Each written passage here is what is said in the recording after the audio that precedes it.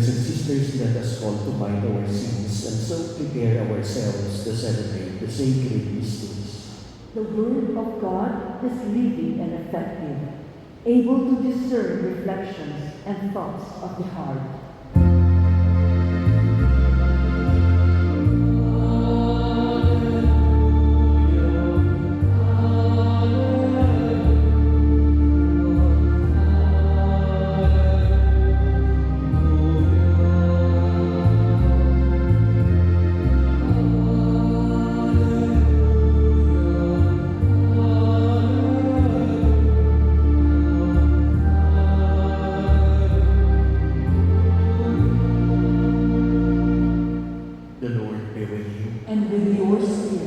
A proclamation from the Holy Gospel according to Saint Matthew.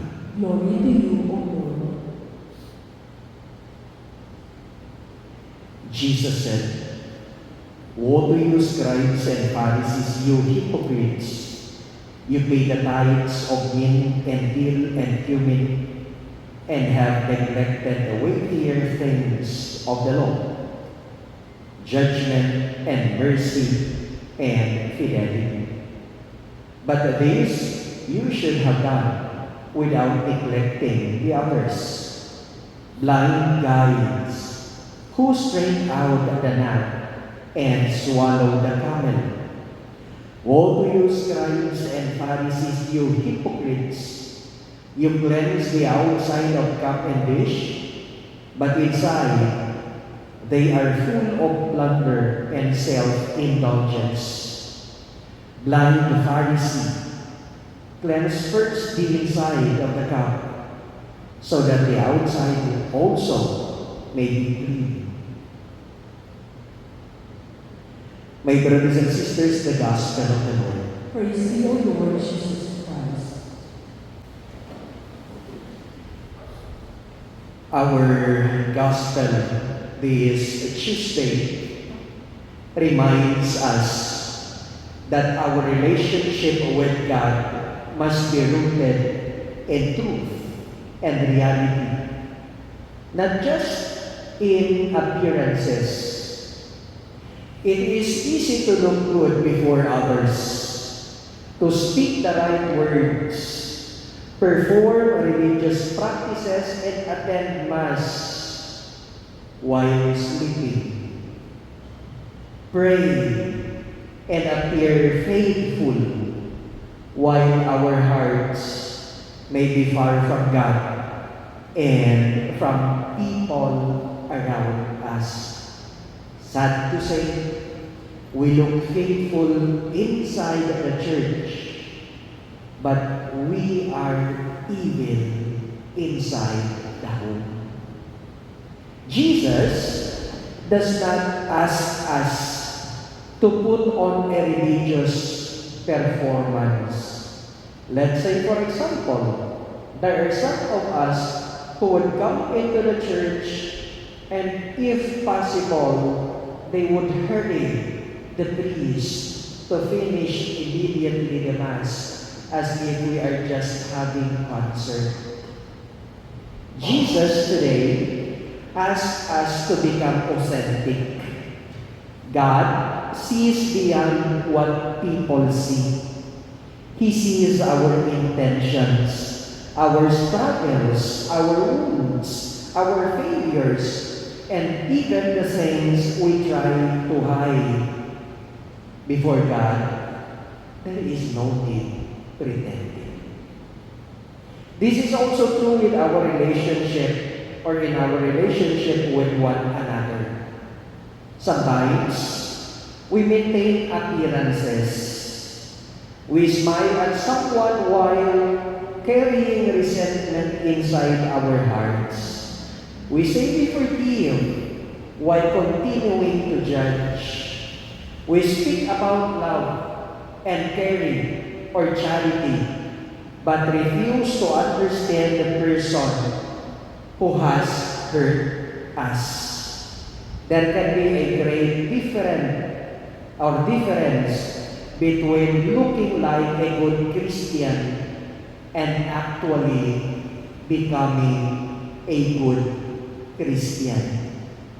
The Lord is less interested in our religious image than in whether our hearts and becoming more faithful, merciful, and loving. Perhaps this is why we sometimes struggle in our relationship with God. We think we must first become worthy, become perfect or spiritually impressive before we can approach God. But God already knows us completely. He knows the good in us, and He also knows the selfishness in us, our anger, pride, our insecurities and weakness that we would rather hide. And still, He calls us. The honest prayer of a sinner who says, Lord, I am struggling, or Lord, I am weak, or Lord, I want to change, but I cannot do it alone, can be more pleasing to God than the impressive words of someone who is only trying to appear holy. My brothers and sisters, in our Mass for today, let us ask, am I living my faith or merely showing it? Is my relationship with God real or only an appearance? Are my relationships with others marked by genuine love, forgiveness, and understanding, or simply for good image? The Lord invites us to remove the masks we wear and come before Him as we really are. Not to pretend that everything is fine. We only have to surrender the truth of our lives to Him. God is not asking us to look holy before others. He is asking us to become faithful, truthful, and loving before Him. He is our God. He loves you no matter what. Amen. You are indeed holy, O Lord, the fount of all holiness. Made holy therefore this gift, we pray, by sending down your Spirit upon them like the dewfall, so that they may become for us the body and blood of our Lord Jesus Christ. At the time He was betrayed and entered willingly into His passion, He took bread and giving thanks, broke it, and gave it to His disciples, saying, Take this, all of you, and eat of it, for this is my body, which will be given up for you.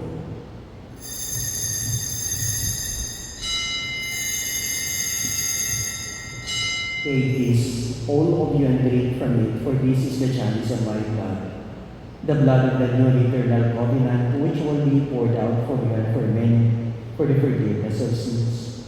Do this in memory of me.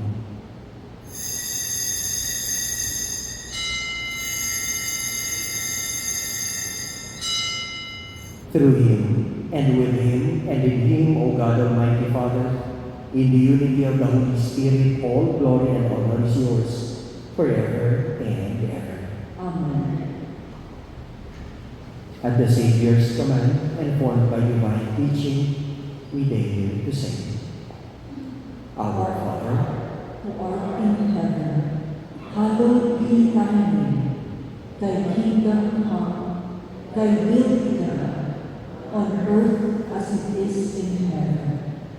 Give us this day our daily bread, and forgive us our trespasses, as we forgive those who trespass against us. And lead us not into temptation, but deliver us from evil. Behold the Lamb of God. Behold Him who takes away the sins of the world. Blessed are those called to the supper of the Lamb. Lord, I am not worthy that you should enter under my roof, but only say the word, and my soul shall be healed.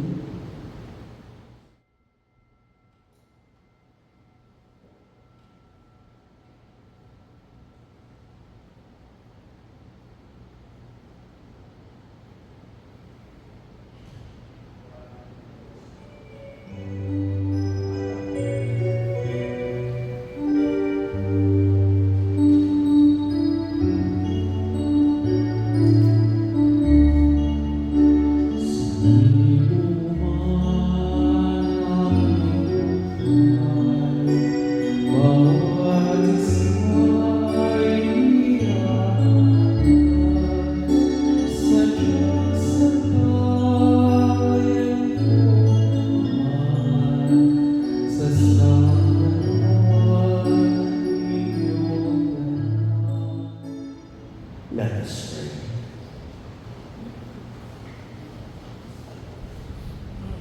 Complete within us, O Lord, we pray, the healing work of your mercy, and graciously perfect and sustain us, so that in all things we may please you, through Christ our Lord. Amen. The Lord be with you, And with your spirit, and may the blessing of the Almighty God be with you all, the Father, the Son, and the Holy Spirit. Amen. The Mass is ended. Let us go in peace. Thanks be to God.